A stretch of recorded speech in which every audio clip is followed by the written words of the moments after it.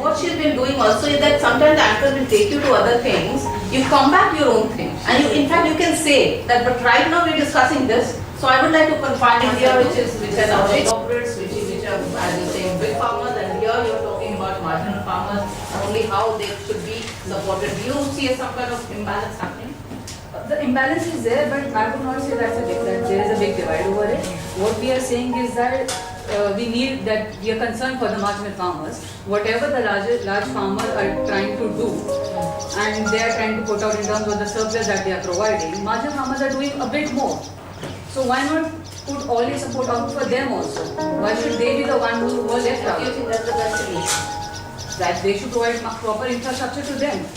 Whatever prices that they are putting out for their product. What those people who come in between, and what we call is they are in between people. I mean, call it whatever in Hindi, call it Jamakor or the traders or all those middlemen that come in. But then they have a reputation with those middlemen. It would be great that they could directly support it. They could directly provide it to the government instead of providing it to the middlemen or the intermediaries. See, if you focus at our public distribution system, it is focused at providing subsidized food to the poor.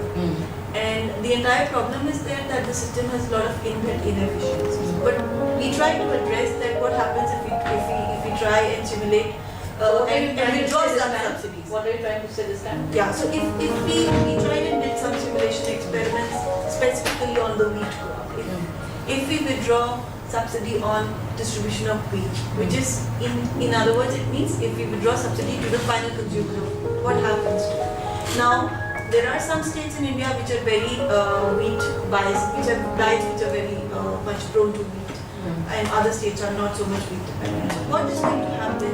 In these states, the consumers are relatively less likely to switch away from wheat-based diets compared to other states.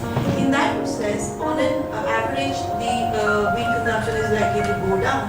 If the consumption goes down, the producers will not have the incentive to produce more. And therefore, if we don't produce more, the government will not be able to procure more. Now, what would happen out of this finding? That if the government is not able to procure more, where is it going to find grains to feed its poor?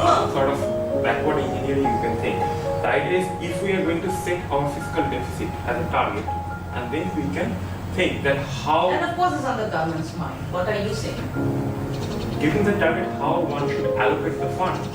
So basically different alternative scenarios you can generate based on our new model. And for example, if I consider like a fiscal deficit with 2% or 2.5%, how that is going to affect our economic growth in a medium term or long term. That sort of projection can come out once we finish our this modeling task.